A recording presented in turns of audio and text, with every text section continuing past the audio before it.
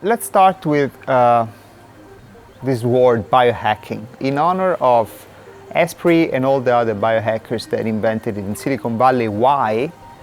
To bring entrepreneurs to the top level of cognitive performance, how to be the best version of yourself, not just an okay version of yourself. How do you feel? Okay, now. How do you feel? I'm awesome. We are used to live at suboptimal conditions. We used to live a suboptimal state. There is almost a sense of guilt to say, I am awesome today. I will explain you why there is this incredible correlation between entrepreneurial world, businessman, business girl, and biohacking. And this is, by the way, why we built this beautiful place that we are sitting in. You do following the 3 circles of Kapuhala, what I like to call the 3 circles of Kapuhala.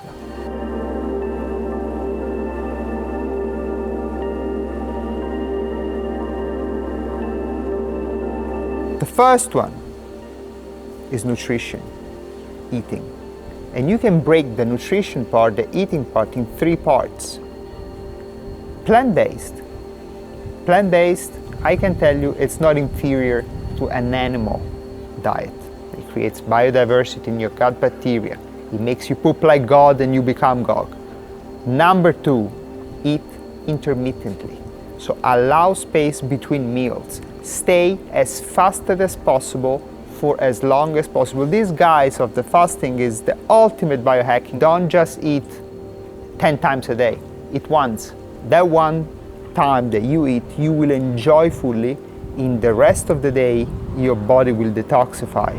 This is not detoxification myth, spiritual karma, and blah, blah, blah. This is called autophagy, scientific.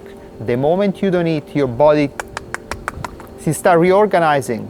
You're using sugar to feed your brain. I stopped to use sugar for my brain, and I'm using fat. And once you use fat to feed your brain and your body, your burning's lower. It's burning wood versus burning hay.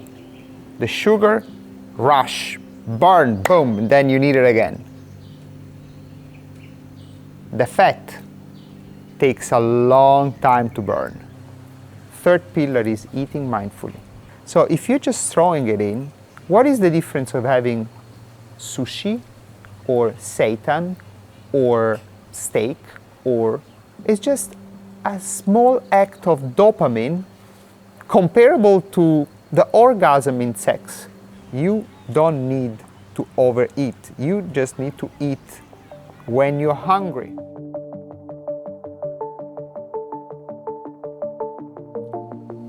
Moving is what changed my life and what basically dictated the rhythm of my life. I was a very fat kid. It gave me complex, extreme complex that I still bring inside. I was unwanted, I was unliked. I don't know what it triggered, something. Then I started running, started counting calories, started losing weight, starting like this whole thing. So the day that I went for a run and I came back home, I tasted first the endorphins. This is really what brought my life. And I could feel as a child how this was coming in, as this was coming in. So moving, 3 parts of moving. Burn, running, cycling, swimming, anything that is cardio, anything that it's conversationally good to hold, it's good. This is what we call the Maffetone method in training. It's training for a long time. Space out with it. This is my meditation in the morning. This is a non-negotiable for me. I wake up in the morning and I run, or I cycle, or I do anything that is cardio and it makes me sweat. Once I sweat, boom, I'm good. I'm detoxifying, I'm cleaning it up. But number 2, it's build. So the burn and the build. Because if you burn, and you don't build, you become scrawny like me. But I can tell you, in the small body, there is a lot of building here.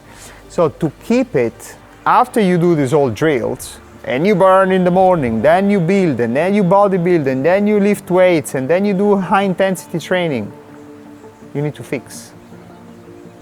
And then it comes the yoga, and then it comes the ice bathing, and then it comes the sauna, and then it comes the meditation, and then comes the cold therapy. So it's important, the rest, because you cannot always be high in your sympathetic nervous state that is triggered with the high intensity training, with the cardio. You need to rest and digest. Flight or fight, rest and digest. The yoga brings you there.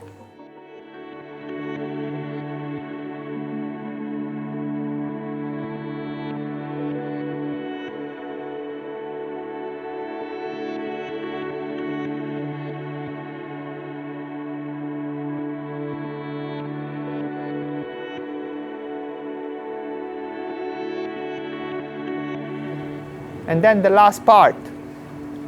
What is the last part? Living and living habits. So I break it in 3 parts. Live communally. This is a trait of the blue zones where people live the longest.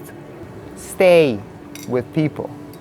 Get people together. We are lonely. And the fact that we are lonely makes us feel insecure. We are digitally focused and socially evaporating. We all had a pretty massive evidence that loneliness is one of the major triggers to all forms of major disease. Living socially exercises a system of control and self-judgment. Because if I'm surrounded by people, I'm less prone to indulge in self-destructive behaviors or vices because I'm subject to control. Try to spend time with people. Try to have dinner with other people. Try to interact. You will release an hormone called oxytocin. And oxytocin is an evolutionary hormone. You know, we raised as hunter-gatherer. You know, we were sitting around a fire. We were feeling protected. Isn't it amazing? Like the sense of protection that you have and you developed, being together protects your health. And be alone kills you. Number 2, circadian rhythm. Follow your circadian rhythm. Wake up as early as you can. Wake up with the sun. Challenge the sun. I challenge the sun and I win almost every day. Because we evolved as human beings following circadian rhythms. If you screw that up, you're screwed. You are not the best version of yourself.